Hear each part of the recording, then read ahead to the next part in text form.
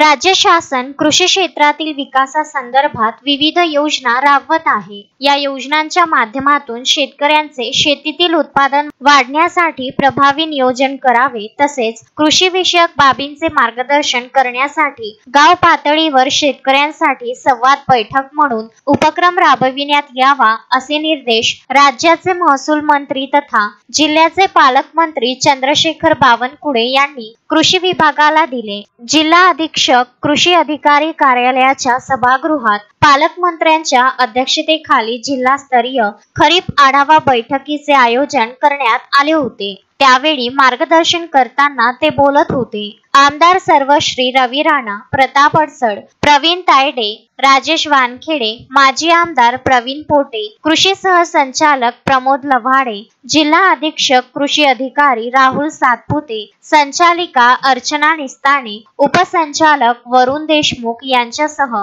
जिल्ह्यातील सर्व तालुका कृषी अधिकारी आदी यावेळी उपस्थित होते। यावेळी बैठकीत पिकाची अन्नद्रव्यांची गरज पूर्ण करण्यासाठी जमिनीत टाकावयाची खते याबाबत मार्गदर्शनपर भित्तीपत्रकांचा मान्यवरांच्या हस्ते विमोचन करण्यात आले। Vidarbha news bureau, Amravati.